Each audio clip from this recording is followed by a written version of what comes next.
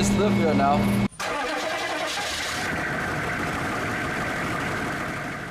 Alright, yo, so if you saw our last chapter, you noticed that we were stuck in Big Bend well into the night. We were picked up around like 1 a.m. by a tow truck.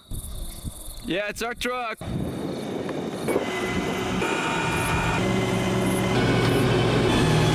And then it was like a grueling 2-hour drive on the tow truck all the way to the mechanic in Alpine. We learned the very next morning they were gonna be stuck in the mechanic for days waiting for parts. So it was time to see the city and talk about blessings in disguise.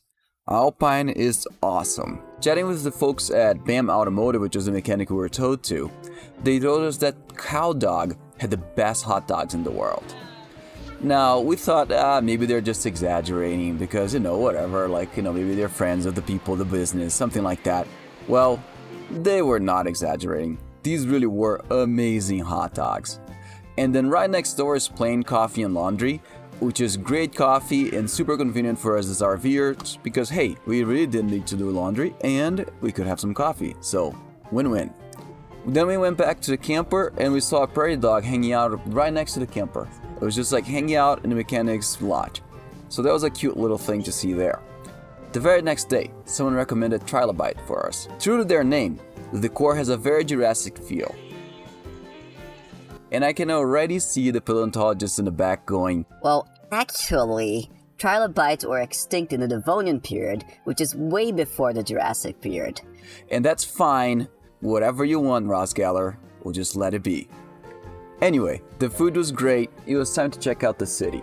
Alpine's history is linked to the railroad that goes right through the city from east to west. Back in the 1880s, the region was selected for one of the railroads that ultimately would connect the Atlantic and the Pacific. The railroad eventually became a boundary of segregation, with Hispanics living on the south side, whites living on the north side. As a result, Murphy Street, which runs right by the railroad, was the only truly racially integrated part of town. That street survived many fires throughout the history of the city, so most historic buildings in the area are actually on Murphy Street. Most of those businesses ended up closing doors during the 1970s and 80s, but into the new millennium they ended up being bought up and restored. Nowadays, Murphy Street, as well as Alpine as a whole, has a very artsy feel, and there's murals on almost every street in town. Now, Alex loves murals, so she was in heaven.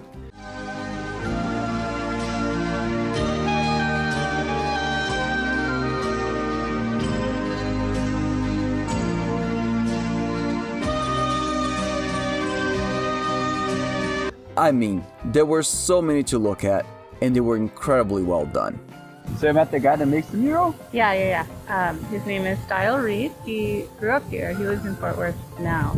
And he's painted like a bunch of murals around here. I think the ones with the calendars. Yeah. And the one he's working on now, he's only been working on for 9 days. And it looks incredible. We'll So overlay a detailed. picture of it. Yeah. Wow. Style Reed, huh? Yeah. Huh. Okay. Now, while we were having lunch at Trilobite, we met Jenny. In true Texan hospitality, Jenny offered to take us on a little tour of the region the next day. The first stop was Davis Mountain State Park, which has gorgeous views of nearby McDonald Observatory and the surrounding region.